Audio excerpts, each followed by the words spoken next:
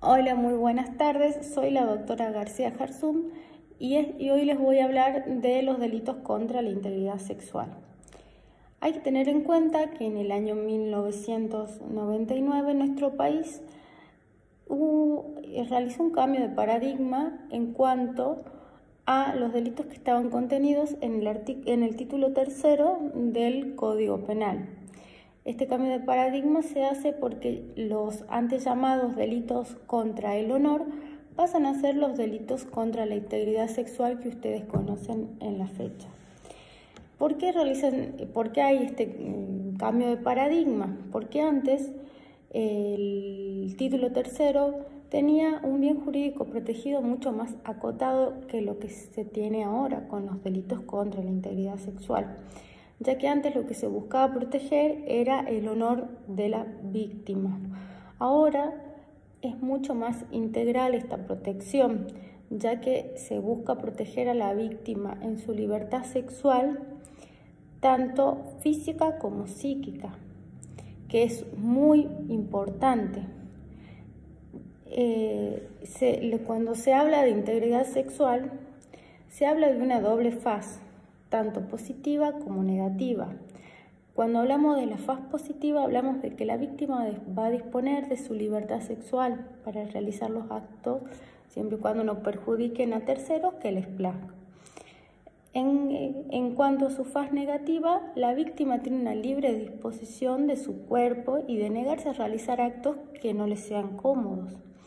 En cuanto a los menores de edad, sabemos que lo que busca el legislador es la protección de su desarrollo en la sexualidad.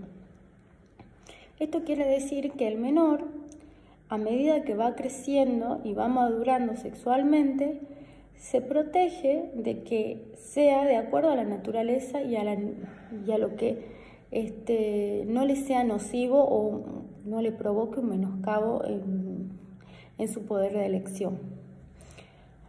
Ahora bien, este título tercero tiene contenido desde el artículo 119 al 131 varios delitos, comenzando por lo que llamamos abuso sexual.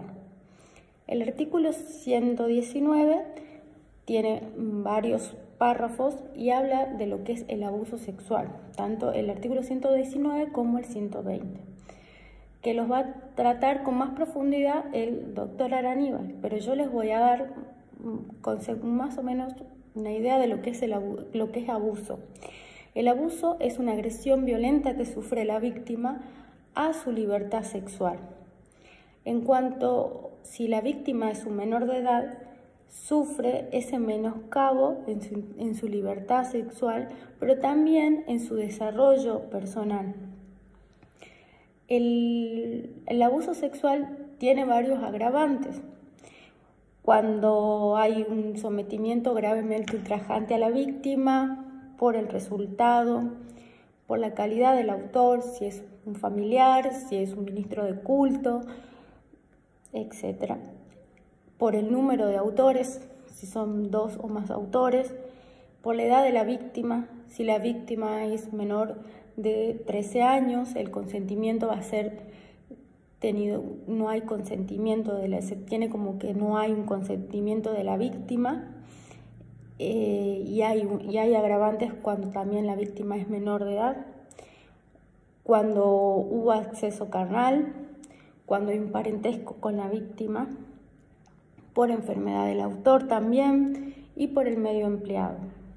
Eso más o menos es un pantallazo, después el doctor Araníbal se lo va a explicar bien y yo sigo con los otros delitos para que tengan una idea general de los delitos que están contenidos en el título tercero. Después tenemos en el artículo 125, porque desde el 120 hasta el 125 hay varios artículos que fueron derogados, ustedes si agarran el código lo van a poder ver. En el 125 hablamos de la corrupción de menores.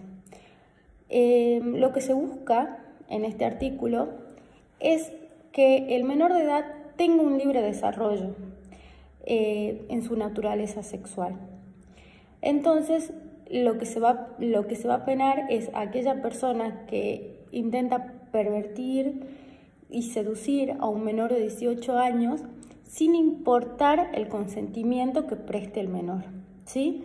Porque se procura reprimir actos de naturaleza sexual que tienen la entidad de adelantar el normal desarrollo del menor de edad. Como en toda figura, hay agravantes. Los agravantes de esta figura son que la edad del menor, ya sea, es un agravante que la víctima tenga menos de 13 años, si hay engaño, violencia, amenaza, abuso de autoridad o cualquier intimidación hacia el menor, o si el autor es un familiar directo o una persona conviviente o encargada de la educación del menor.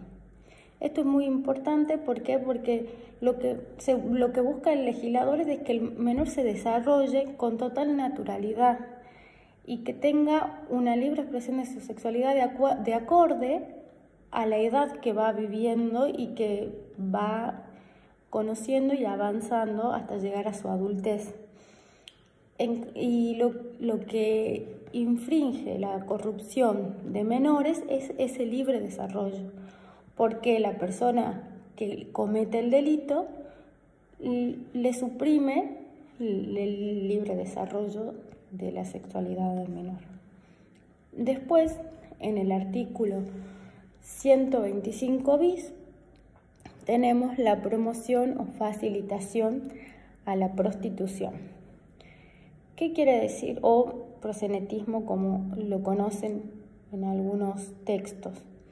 Cuando hablamos de promoción y facilitación a la prostitución, el bien jurídico que se intenta proteger es aquella persona que cae por necesidad en la prostitución, y se pena a aquel que le facilite los medios para que esa persona tenga esa vida que es considerada que menoscaba la integridad sexual del que la ejerce, porque se cosifica a la persona. Entonces se trata de, si bien la prostitución no está penalizada, se trata de penar a aquel que le facilite a esa persona ese medio de vida. El facilitador a la prostitución, cuando hablamos de facilitación y de promoción, quiere decir aquella persona que le otorgue los medios para que realice ese acto. Otorgar o acercar o arrimar o otorgarle los medios puede ser una locación, clientes, un aviso publicitario, un teléfono celular. Son los medios para que la persona actúe, digamos, de la forma que se prostituye. En cuanto a lo que es definido contra prostitución, se considera que una persona logra, mediante un trato sexual múltiple, indeterminado, que ejerce con habitualidad por un contenido económico dicho acto. Bueno, vamos a continuar con el artículo 126, que contiene lo que es el proxenetismo agravado. En el caso del artículo anterior hablamos de la promoción o facilitación. Ahora hablamos de los agravantes de esa promoción o facilitación, y que están contenidos en el artículo 126. Esos agravantes van a ser mencionados de acuerdo a aquellos que tiene el autor del delito para lograr doblegar la voluntad de la víctima. Por ejemplo, engaño, violencia, medios coactivos como amenazas.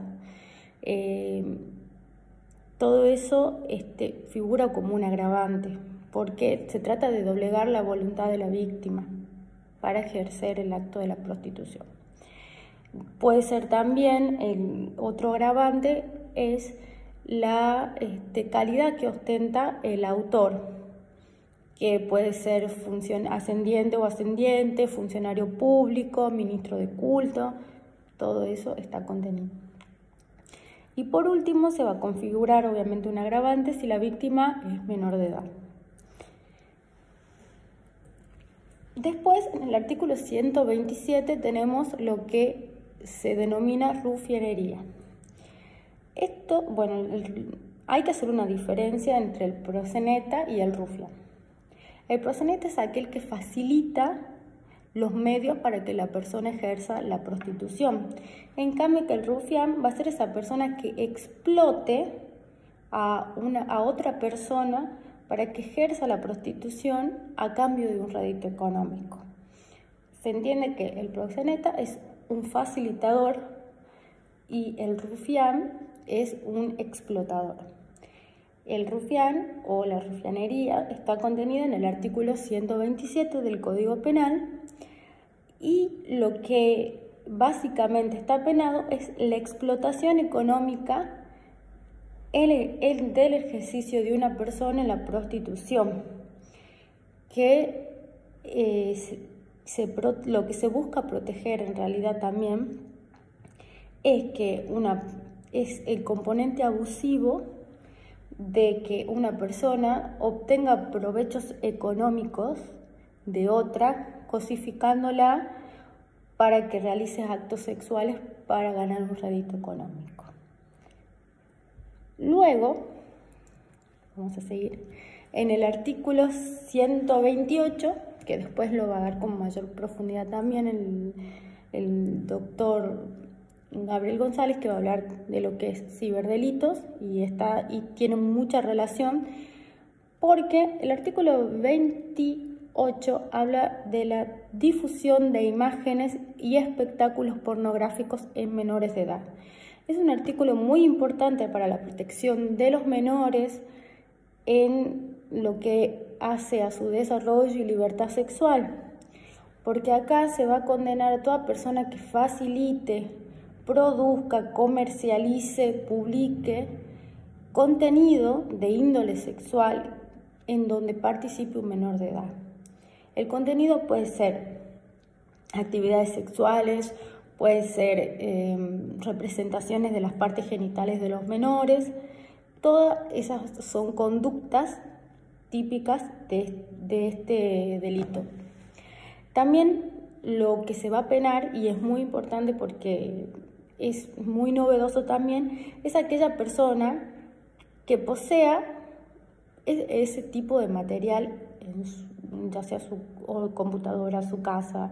Se va a penar a la persona que ostente el material y también a la persona que lo comercialice. Hay un agravante si la víctima es menor de 13 años también. Lo que se busca con este tipo de delitos es que el menor de edad sea protegido, como ya dije anteriormente, en su integridad sexual. Pero muchos autores dicen que este artículo es una protección previa a lo que es el abuso infantil, porque generalmente las personas que tienen contenido de menores de edad sexuales lo tienen con alguna finalidad indecorosa y que no hace al común denominador de las personas, ¿sí? Bueno, vamos a seguir, que también tiene mucha relación el tema de todo lo que es difusión de imágenes, espectáculos de menores de edad con el delito que está contenido en el artículo 131, que es el grooming, porque generalmente la obtención de esas imágenes se hace por medio de perfiles falsos que se crean para engañar a los menores de edad para realizar diferentes actos, ¿sí? Les voy a hablar de grooming ya que se los mencioné. El artículo 131, que fue incorporado en el año 2013, es muy nuevo. Habla de cuando una persona crea perfiles para engañar a menores de edad por medio de comunicación, todo lo que es por medio de comunicación o telecomunicaciones electrónicas, para cometer actos o delitos contra la integridad sexual. Generalmente se crean perfiles falsos para tener acceso a los menores de edad y llegar a cometer delitos contra la integridad sexual. Es un delito nuevo que se legisló recién en el año 2013, también se lo va a hablar el doctor Gabriel González en nuestra legislación. Bueno, ahora vamos a seguir con las exhibiciones obscenas. Hablamos de exhibiciones obscenas cuando una persona realiza, ya antes el código hablaba solamente en público, ahora se ha modificado ese artículo y tanto en público como en privado, la persona sin consentimiento de un tercero muestre o deje ver sus partes íntimas. Estas exhibiciones obscenas tienen dos características muy importantes para su tipicidad. Una de ellas es la exigencia de la persona que tenga el ánimo de una tendencia lesiva, o sea, mostrar sus partes íntimas sin el consentimiento del tercero y sabiendo de que el accionar que tiene es agravante hacia el otro y que esa circunstancia de mostrar esas partes íntimas para ese tercero le tenga un índole, perdón, me desconcentró la mosca, que ese contenido sea de índole sexual, o sea, que muestre sus partes íntimas, sus genitales, o por ejemplo, prácticas masturbatorias, situación de que del que el tercero no tiene por qué estar obligado a presenciar o a ver. Entonces, ese es en realidad lo que se protege de la negación del tercero a ver determinadas prácticas de una persona que se exhibe obscenamente, ¿sí? Bueno, ahora vamos a seguir con lo que se llama retención, antes se llamaba rapto, pero es sustracción o retención de personas, que están incorporadas en el artículo 130 del Código Penal. Esta figura tiene un híbrido porque protege tanto delitos contra la integridad sexual como el delito contra la libertad ambulatorio. ¿Por qué? Porque se va a cometer una privación de libertad, sería una retención de personas, sustracción de personas, que es una privación de libertad, para el cometido de un fin sexual, que es menoscabar la integridad sexual de la víctima, ¿sí? Sí tiene que darse esta figura con esa finalidad, que es que se sustraiga a una persona, que se la prive de libertad a esa persona con la finalidad de menoscabar su integridad sexual, de realizar abusos de naturaleza sexual.